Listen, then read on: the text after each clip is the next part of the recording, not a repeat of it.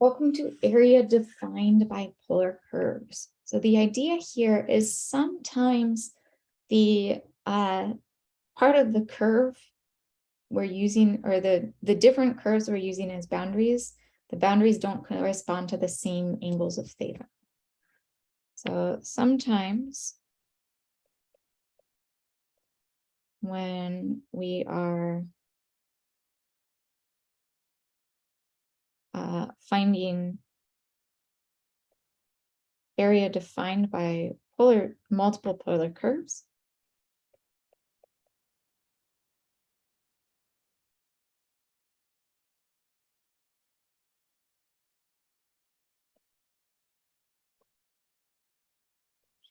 the different piece of curves, or the parts of the different curves that are of interest correspond to different intervals of theta. So the parts of the different curves of interest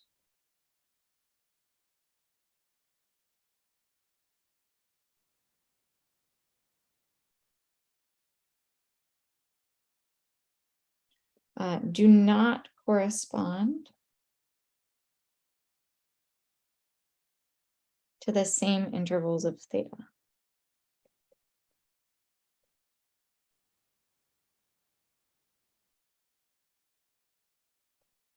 So I think the best way to see this is to simply look at an example and see how we have different stretches.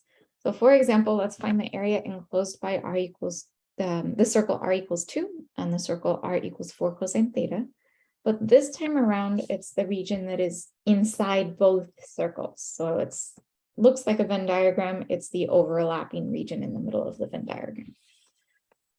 So note that for our circle r equals 2, the region that we are looking at corresponds to theta equaling negative pi over 3 to theta equaling pi over 3. So we found our intersection point in the previous video. So from the previous video,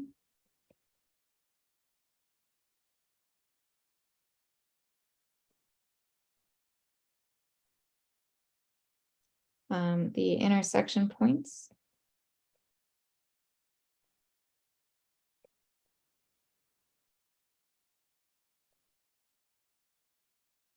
occur at theta equals negative pi over 3 and theta equals pi over 3. And however, for our circle 4 cosine theta, we are not interested in the negative pi over 3 to pi over 3 segment. We're in fact interested in the other component. And on that region, this corresponds to theta equaling pi over 3 to theta equaling 2 pi over 3.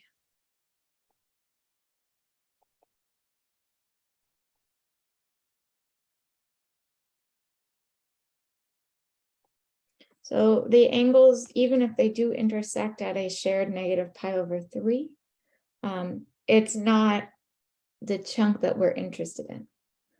Furthermore,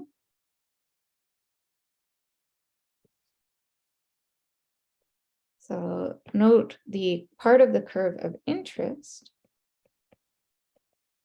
So for r equaling 2, right, the part of the curve of interest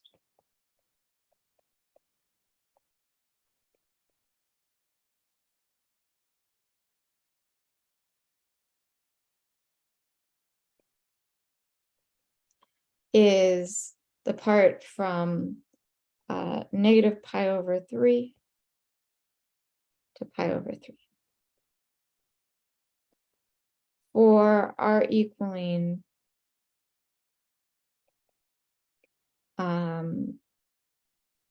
4 cosine theta, the part of the curve of interest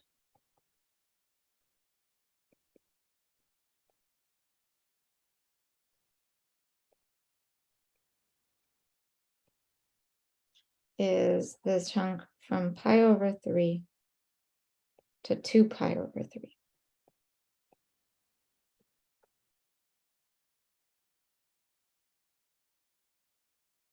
So now we run into an interesting piece. If we look at angles, right, these intervals don't overlap at all of what we're interested in, right? And so we're actually going to do this in two pieces. So if we redraw our segment on a larger scale,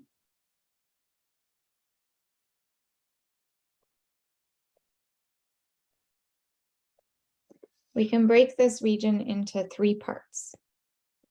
So we have sort of, if we look at the sector of the circle r equals 2, going from negative pi over 3 to theta equals pi over 3. This will be one piece.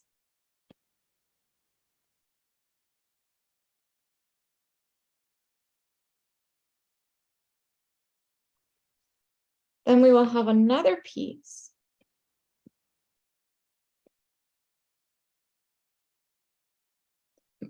which is on the remaining part outside of those. And that is running from theta equals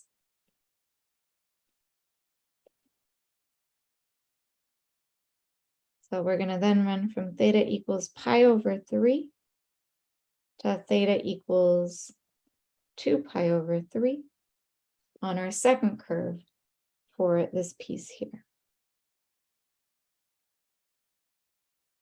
So the two orange regions correspond to the area from theta equals pi over 3 to theta equals 2 pi over 3 for the curve r equals 4 cosine theta.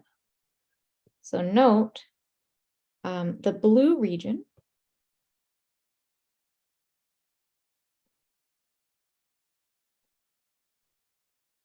corresponds to the area of r equals 2 from theta equals negative pi over 3 to pi over 3. So that blue region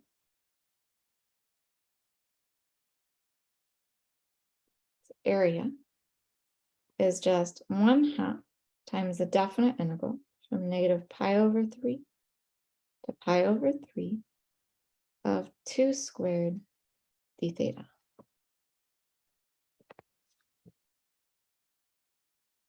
This, of course, is just the definite integral from negative pi over 3 to pi over 3 of 2 d theta, which is just 2 theta evaluated from negative pi over 3 to pi over 3.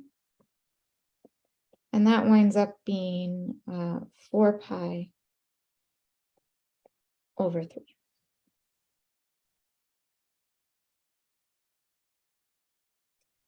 If we look at the region, this should just be 1/3 of the circle of radius 2. So that is precisely what we got. The orange region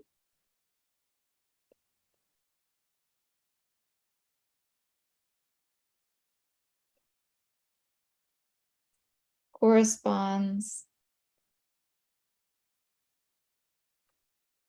to the area of r equals 4 cosine theta from theta equals pi over 3 to theta equals 2 pi over 3. Again, if we look at our picture, if we set theta at pi over 3 and then sweep our way around counterclockwise,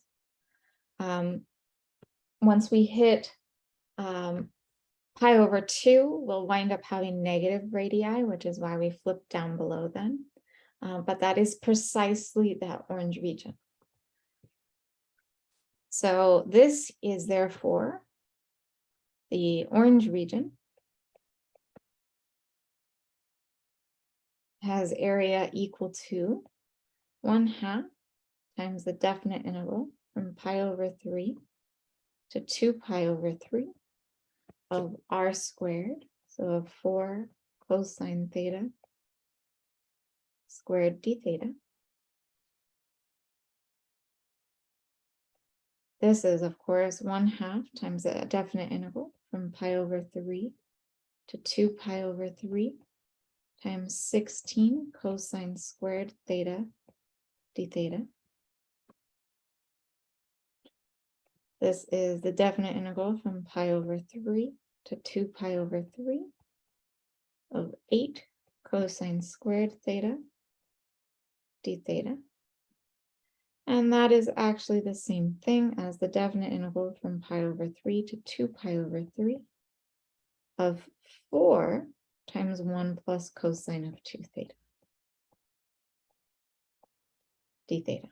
This is using the fact that cosine squared theta is equal to 1/2 times, in parentheses, 1 plus cosine 2 theta.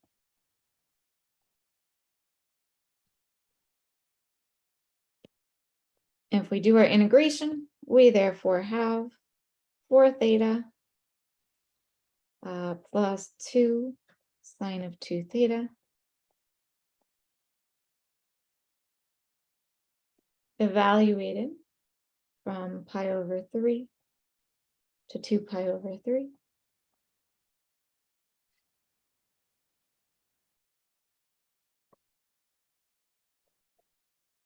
This becomes, we have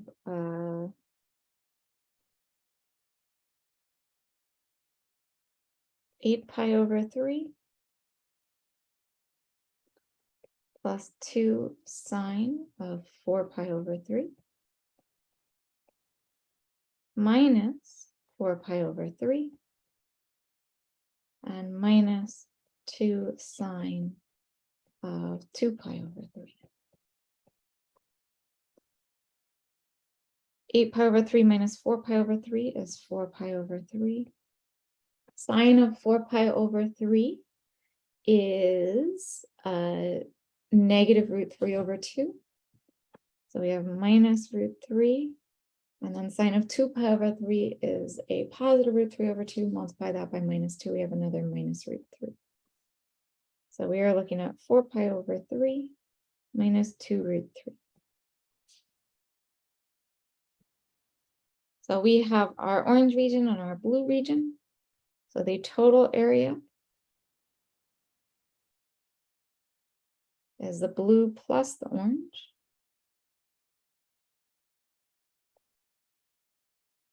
The blue region had area 4 pi over 3. The orange region has area 4 pi over 3 minus 2 root 3. And so we get area of 8 pi over 3 minus 2 root 3.